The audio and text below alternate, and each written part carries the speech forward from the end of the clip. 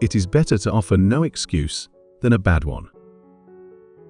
Happiness and moral duty are inseparably connected. Observe good faith and justice toward all nations. Cultivate peace and harmony with all. The harder the conflict, the greater the triumph. To be prepared for war is one of the most effective means of preserving peace.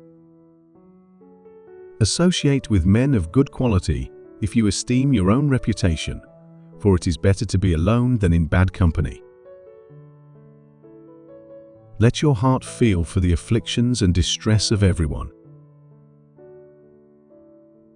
Perseverance and spirit have done wonders in all ages. Discipline is the soul of an army. It makes small numbers formidable, procures success to the weak, and esteem to all. Liberty, when it begins to take root, is a plant of rapid growth. Truth will ultimately prevail where there is pains to bring it to light. I hope I shall always possess firmness and virtue enough to maintain what I consider the most enviable of all titles, the character of an honest man. It is infinitely better to have a few good men than many indifferent ones. Labor to keep alive in your breast that little spark of celestial fire called conscience. The administration of justice is the firmest pillar of government.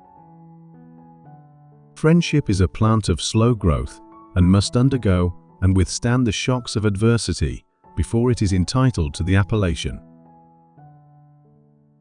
Guard against the impostures of pretended patriotism. Worry is the interest paid by those who borrow trouble. Few men have virtue to withstand the highest bidder.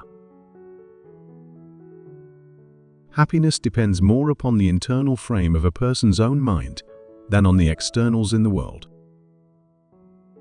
Experience teaches us that it is much easier to prevent an enemy from posting themselves than it is to dislodge them after they have got possession. The Constitution vests the power of declaring war in Congress. Therefore, no offensive expedition of importance can be undertaken until after they shall have deliberated upon the subject and authorized such a measure. Patience and perseverance have a magical effect before which difficulties disappear and obstacles vanish. Let us raise a standard to which the wise and honest can repair. The rest is in the hands of God.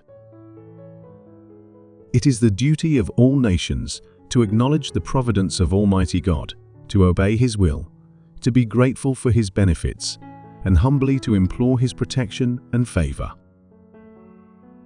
Arbitrary power is most easily established on the ruins of liberty abused to licentiousness. Interwoven is the love of liberty with every ligament of the heart.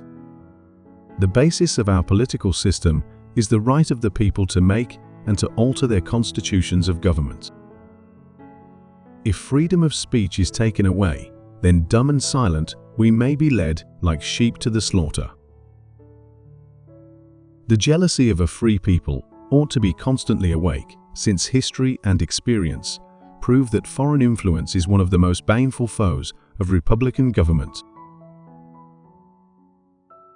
I hold the maxim no less applicable to public than to private affairs, that honesty is always the best policy. Harmony, liberal intercourse with all nations are recommended by policy, humanity, and interest. Let us with caution indulge the supposition that morality can be maintained without religion. It is far better to be alone than to be in bad company. The preservation of the sacred fire of liberty and the destiny of the republican model of government are justly considered, deeply finely, staked on the experiment, entrusted to the hands of the American people. The great rule of conduct for us, in regard to foreign nations, is in extending our commercial relations to have with them as little political connection as possible.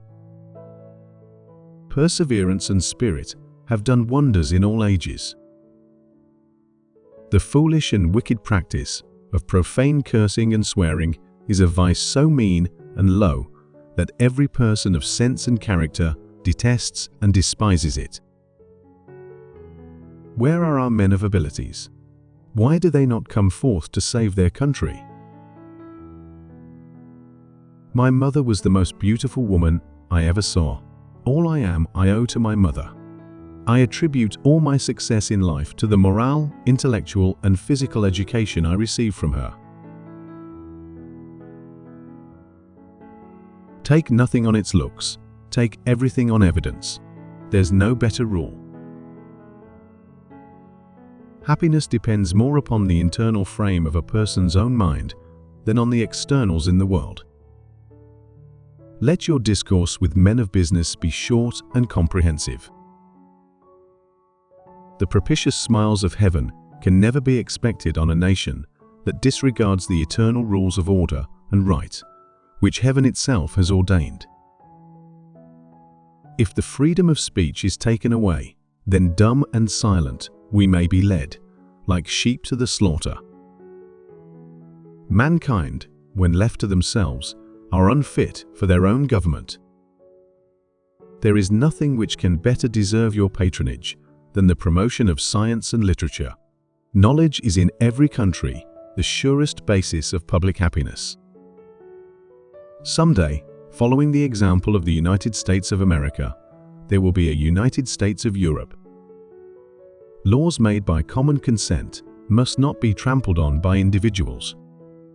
I beg you, be persuaded that no one would be more zealous than myself to establish effectual barriers against the horrors of spiritual tyranny and every species of religious persecution. My first wish is to see this plague of mankind, war, banished from the earth. My observation is that whenever one person is found adequate to the discharge of a duty, it is worse executed by two persons, and scarcely done at all, if three or more are employed therein.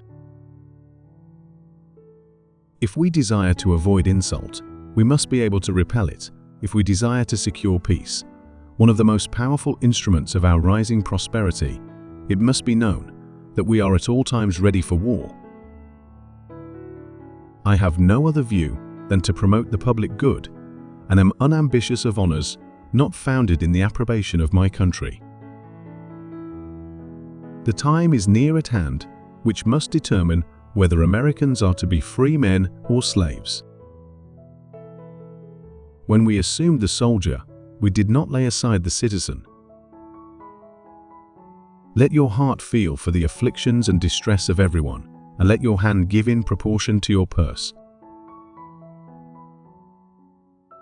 It may be laid down as a primary position and the basis of our system that every citizen who enjoys the protection of a free government owes not only a proportion of his property, but even of his personal services to the defense of it.